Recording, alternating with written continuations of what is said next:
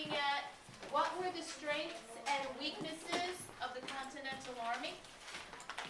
And this day in history, February 6th, 1788, Massachusetts becomes the 6th state, the 6th of the original 13, Elena, turn around please, to ratify the Constitution. Does anyone know what ratify means? Well, approve, excellent. So now Massachusetts becomes the 6th state to approve the Constitution. Why is that important? Because in order for the Constitution to go into effect and have our government run the way it does today, they needed 9 of the original 13 to approve it. Now they have 6. So they just needed 3 more states. Okay, so that's why this is important. Michael? That's a good question. You know, I really don't know off the top of my head. I'd have to look that up. Borrow one here for me. All right, so I'll give you a moment to copy this down, and then I have a question for you. Nope, it should be a help.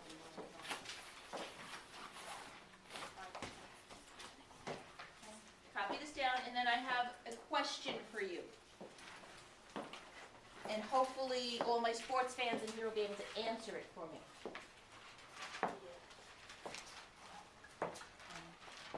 Everybody that's got a jersey on, hopefully you'll be able to answer this question for me.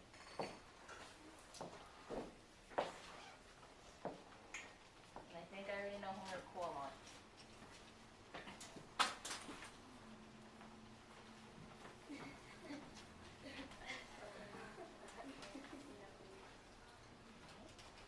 All right, here's my question. Does the team, and it doesn't matter what sport, football, baseball, basketball, hockey, soccer, lacrosse, doesn't matter. Does the team that's favored to win always win? Well, Sometimes. sometimes, but do they always win? It's either yes or no. No. Can you give me an example of a team that may have been favored to win in their sport and didn't? In 2007, the Patriots were thinking of the Giants won. Okay, why were the Patriots favored to win? Because they haven't lost a game all season. Right, back in 2007 they were undefeated. So they were expected to win.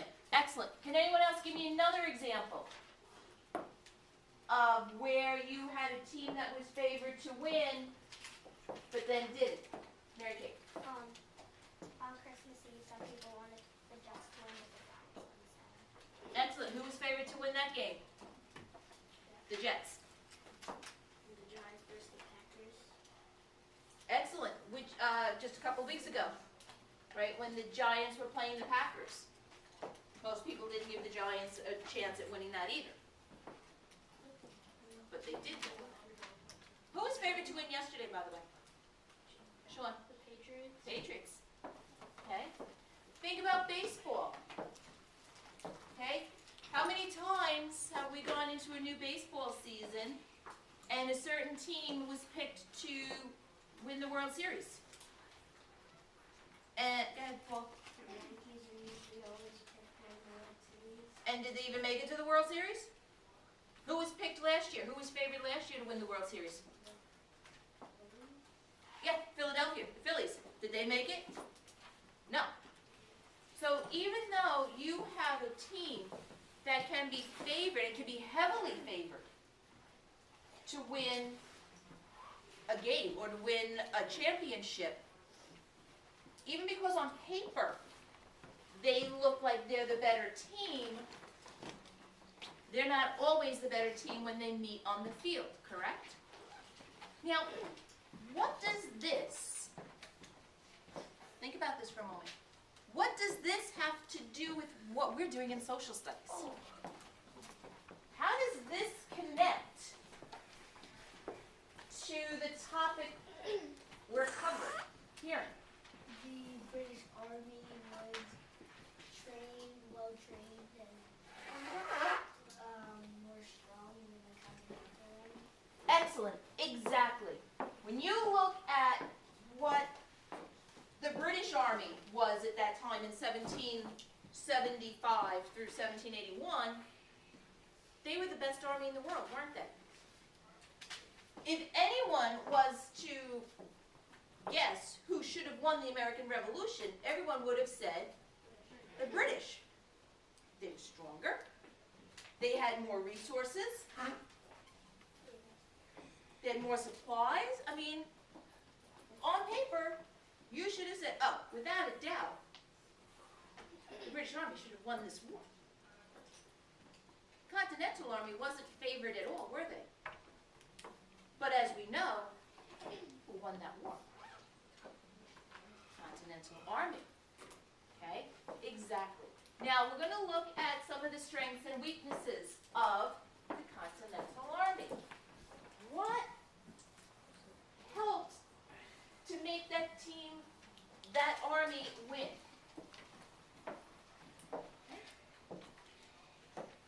What helped them to beat, even though they were the underdog, what helped them to come from behind and win? Just like the Giants yesterday. What helped them come from behind and win? Lindsay. Go up to the board.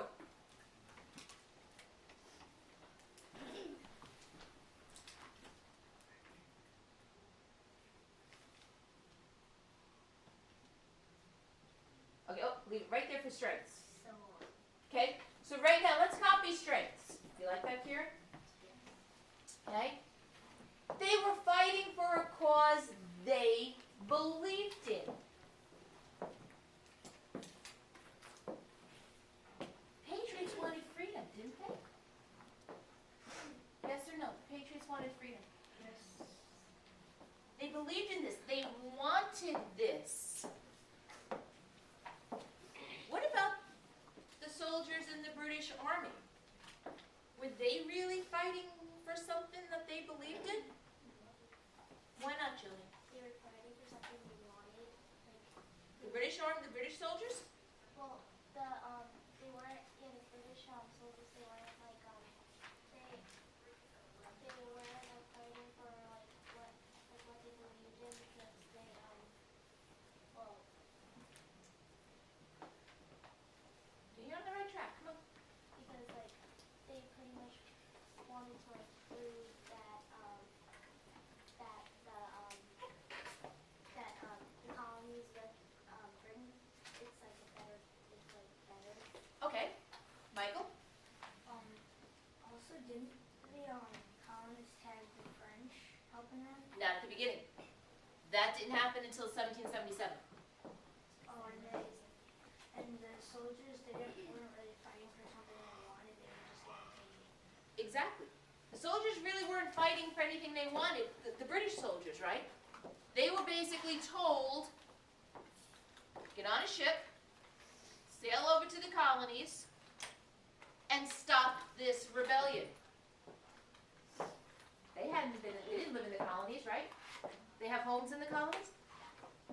They have families in the colonies? So, were they really fighting for something that they believed in? No. Whereas the Patriots, they're fighting for their homes. They're fighting for their families.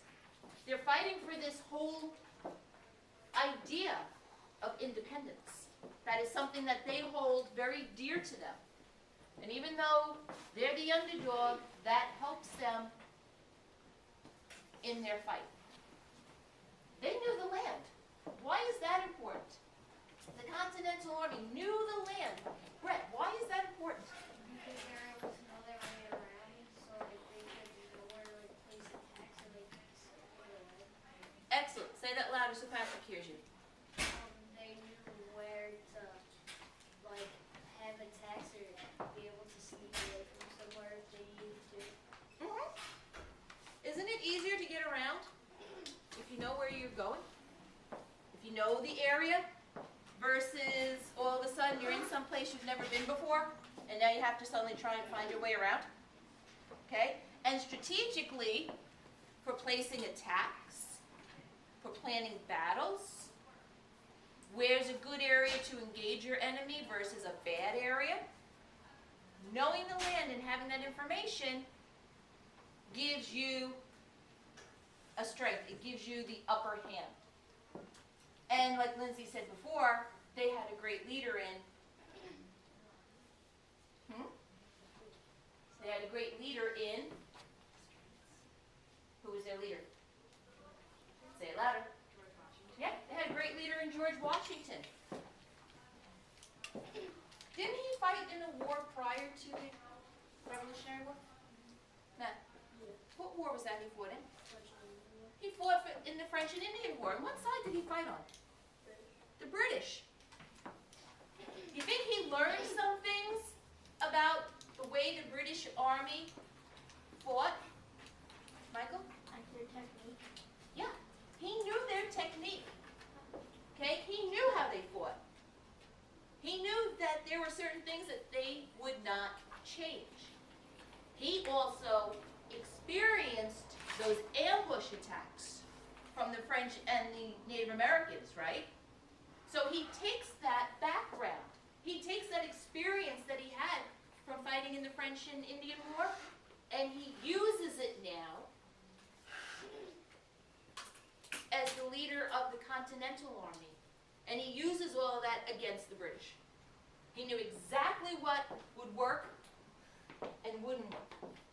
He knew what type of attacks to try and use and what maybe he shouldn't. And that gave them a strength as well. Michael, just go to the board and move the magnifying glass to see what the weaknesses were.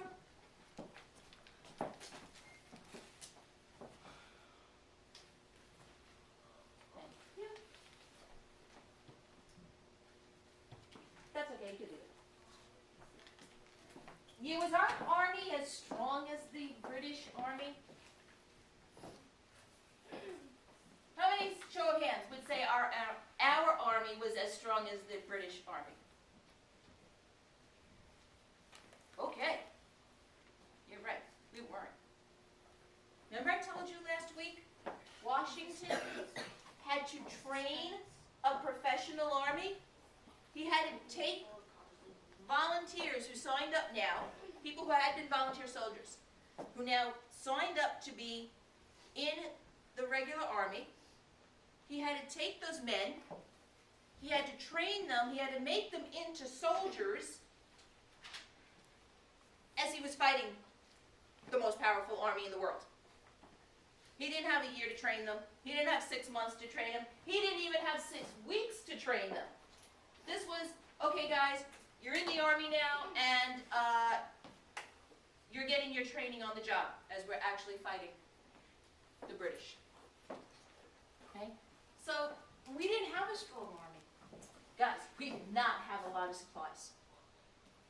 Okay? We depended a lot on the people living in the colonies for the supplies, for food, for clothing.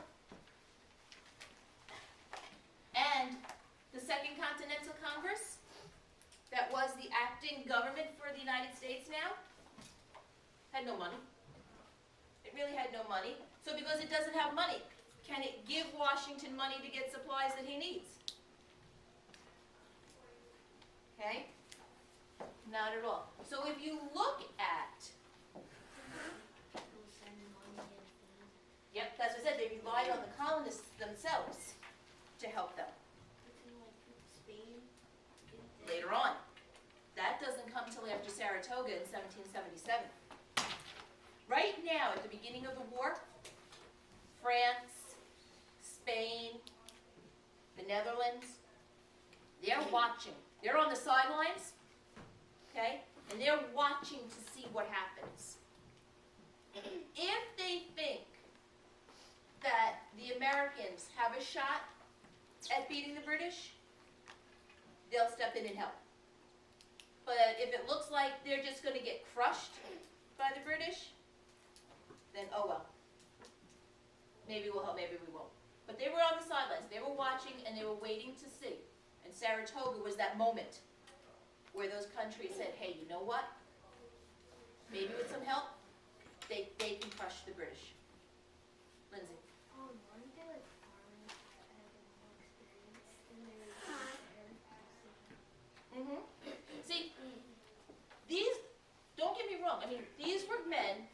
had experiences with shooting, you know, with guns and stuff, but it's different just to shoot a gun, to shoot at, you know, food or whatever, versus being in the Army, being able to take a group of men and train them to work as one group, as one unit. And that's what Washington had to do.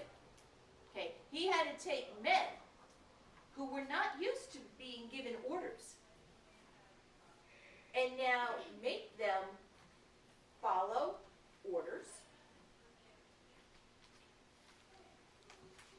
And when I say follow orders, I mean in a split second, follow orders, get into position, be ready. And that's not easy. That's not an easy thing at all to do. Okay? Think about, like, you just came from gym, right? If Mrs. Cook said, all right, right now, I want the kids whose last names begin with A through Z, I want them, not A through Z, A through M, I want them on this side of the gym, and kids whose first names begin with T through, I don't know, V. I want them on that side of the gym. She gave 2 different directions, didn't she? It wasn't last names on both of them. It was 2 different directions, and she wants you split up right away. And you'd have to be able to do that, right? Just like that. How many of you would be confused by her directions? Okay, here you go. Now you've got a group of men who have signed up, have joined this army, who have no military experience, have no experience in following commands or no maneuvers, and they have to all of a sudden follow commands and directions that they've never heard before. And again, do it in a split second. So it wasn't easy. All right, I want you to keep your notebooks out, and we're going to do a little activity. Okay? How many of you know how to text? Awesome. And how many of you know, like, the shorthand for texting? Like TTYL? What's TTYL? Talk to you later. BRB? Okay. Awesome. Because what you're going to do now is I'm going to pair you up with somebody. Okay, probably just the person that's right next to you. And I want you to write out an instant message or text conversation you would have with a friend. Okay? About what's gone on so far with the Revolutionary War. Okay? So yes, you can use OMG. Okay, you can use all of your texting shorthand, LOL. All of your special gizmos. Okay. You can use your little smiley faces. You'd have to draw them though. Okay. And what I want you to do is, again, it says 10 lines from each person. We're going to make it 5. Okay. So you have to come up with 5 lines. You have to come up with 5 lines. So you might be, your first line might be, hey, what's up?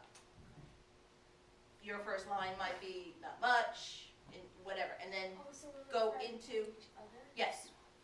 Can it be more than 5? It can be more than 5, but I'm saying at least 5. Let's just put it that way. At least 5. All right? So you guys are going to work together. You guys are going to work together. Okay, you guys.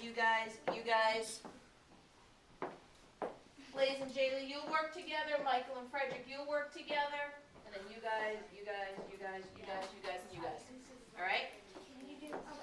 So you can, you know what? Let's get loose sleeve. So you can, like, do this on loose sleeve. So maybe you could just, like, pass the, work on it together. You can pass the loose sleeve back and forth to each other. All right. Take some and pass it back, please. Okay. And I'm going to give you out the sheet.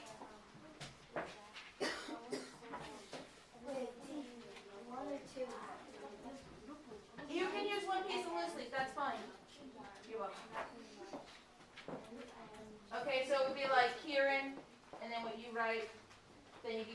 possibly to Liam, and then Liam would write his name, and then next to that, Online meeting.